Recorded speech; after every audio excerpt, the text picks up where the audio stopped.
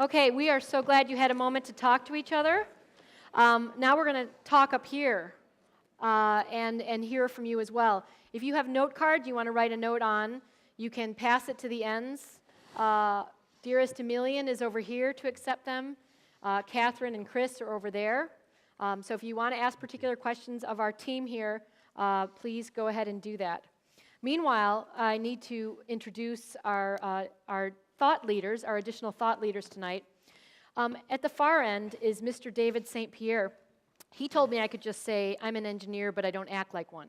So he's an engineer, but he doesn't act like one. That's his degree, and there's a few of those. And he does talk. By the way, I think Deb Shore is here somewhere. Deborah Shore is our Commissioner of Metropolitan Water Reclamation District of Greater Chicago, so thank you for being here tonight. It was awesome. Thank you. Nice follow on the queue. But it's good to know that David was unanimously appointed Executive Director in 2011. He has 2,000 employees who are responsible for protecting the quality of Cook County's water supply system, aka Lake Michigan, the Great Lakes, and also protecting homes and businesses. No stress there at all. Oversees 883.6 square mile area. He came from Atlanta, and before that, St. Louis, but more importantly, he's Mark Bowman's cousin. Is Mark still here? Oh. Okay, wherever you are, Mark. Just had to put a shout out there. And we love him. Now, this other guy here is Dean Fischer. He started his career in 1977 at Arthur Andersen. 13 years later, he left to lead a startup software company. 12 years ago, he started his own organization, West Monroe Partners, a consultancy of 550 people in 10 offices across the U.S. They focus on sustainability and smart grid work. He's most recently stepped down as chair of the Student Conservation Association and now chair of Audubon Chicago Region. You're very lucky, Rebecca. I'm not quite happy about it. And he's on the Open Lands Board. So Dean, David, George, myself, we are going to talk a little bit about what we were hearing from George, and then hopefully we'll have some cards that come out too. So first, I think a good idea would be handed over to you two guys. Maybe, Dean, okay. You can start. Say a little bit about what you thought about, what we were talking about, how it connects to what you do. Okay. Before I do that, I want to start with a pitch. I want to plug... Is his mic on? Is my mic on? Okay. Now it is. Oh, there we go. Well, you already got a taste of it by listening to George. What I will tell you, I'm like many of you. I work 10 to 12 hours a day. The last thing I want to do at the end of the day is read a book. But when you're going to sit up on a panel with a guy, you better read his book before you show up. So as I was preparing for the death march of going through the book, what I found was the book is every bit as entertaining, as articulate, and as funny and scary as what you saw the little glimpse of. So you have got to see it. But the real reason you got to do it is this. When I was about 11 years old, during summer vacation when I was out of school, I would be out with a butterfly net catching frogs and snakes and butterflies, and my mother would every day call me in, and she'd say, Dean, you have to go upstairs and read 3 chapters of your book. And I'd be, oh my God. So it was the worst thing in the world. I got to read. I go, Mom, that's like 40 pages, 50 pages. Here's the beautiful part. George's book has 42 chapters. Each one is only 5 or 6 pages. And it's fun. Every one of them is a little story or a little vignette about each of the little human behaviors that when added together, talking about our biases, the way we tell stories, the way we frame things, how we're influenced by our peers and the groups we choose. And there's little stories. It's just an absolutely outstanding read. Thank you, Dean. What I told George, and what I want to just is give a real quick couple of comments on the business world and how the business world has grown up thinking about climate change and how the group of business people have kind of framed and shaped this issue, which the good news is, I think, is really, really changing, and we're at a tipping point to the positive in that context. But, I think it was right around 1990 was when the northern spotted owl was put on the endangered species list. Many of us that are of that age remember the debates between the logging community, and it was at that moment was the first time where the story and the polarization began to be environmentalists versus industrialists and loggers and everything else.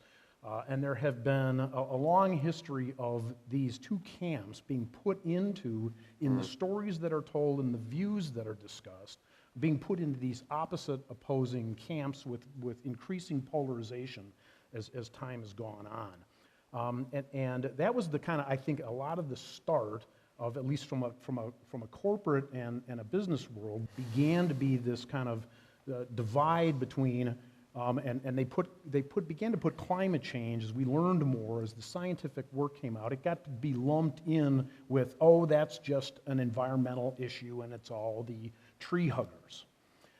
You combine that with what was going on in corporate minds and in this corporate psychology in the business world.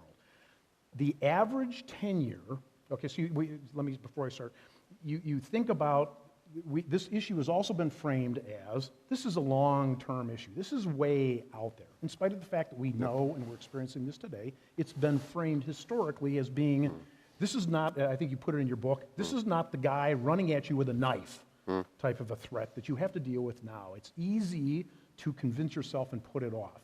When you consider that the average tenure of a Fortune 500 CEO is 4.6 years, this is not going to be at the top of their list.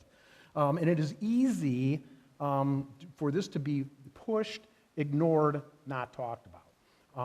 And then you combine that with the fact that about 20 years ago in the business world, the Securities and Exchange Commission came out with a new reporting requirement that required corporations to report on a quarterly basis. What it did was instantly create a myopic view around today and the next quarter, and not a full view of how things relate in the longer term. The business world doesn't deal with, and has historically not dealt with that.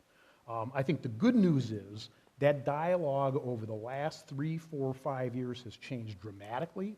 I think if you have not read it, in addition to the book, if you have not seen it or not read it, go to riskybusiness.org, download the white paper, and it is the business manifesto and the economic case for what's happening and what we have to look forward to.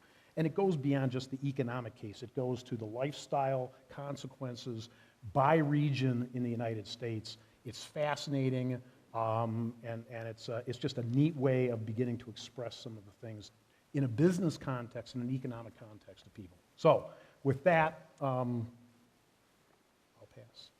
Now it's him. David. That was a lot there. No pressure. No pressure at all. Well, I didn't read the book. I No, forgive actually, I did, though. I did. I actually was traveling and read it. What I find interesting about it is I have this, everybody has a perspective.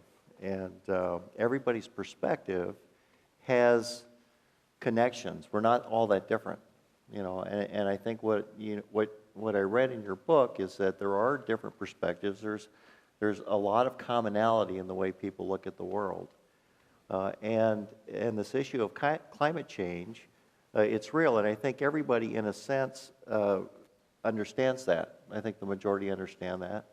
But you have to weave that conversation into their perspective. It has to become a larger part of their worldview, and there has to be leadership that takes a hold of actions that are actionable, because people don't know what to do. The common person is facing all kinds of issues, right? Depending on who you talk to, it's important to save for your kids' college. It's important to have this. It's important. There's so many things that are paramount, depending on who you're talking to in society, that it kind of blends into the noise in the background.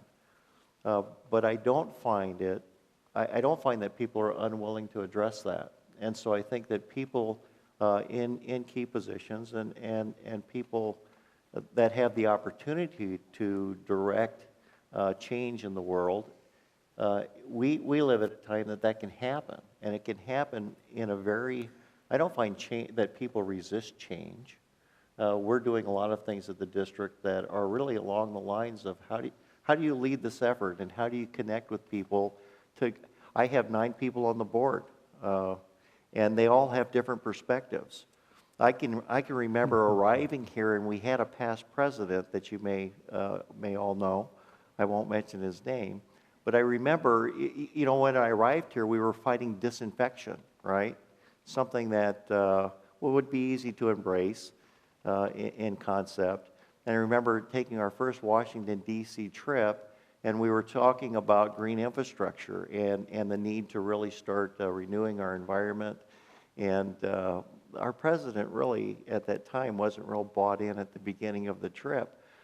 But by the end of the trip, just talking to his values and his perspective and getting him to see the world a little bit differently, I remember him entering the office of US EPA, and he was the one that said, I want to talk to you about our green infrastructure initiative. People can connect to what makes sense, and I think there's things that do make sense. The economy is important. We have a South Chicago area that has up to 30% unemployment. That's not a lot. That's not a very good environment. We have a lot of issues that are real issues, that are today issues, but if you weave in this theme about what we can do about climate change, I think there's a lot that we can do. So just mention some of those things that we're doing at the district. We have a vision for a zero waste Chicago. We just embarked last board meeting on a food to energy program that will produce clean energy and eliminate 110,000 metric tons of greenhouse gases. I thought you said a year. lemonade.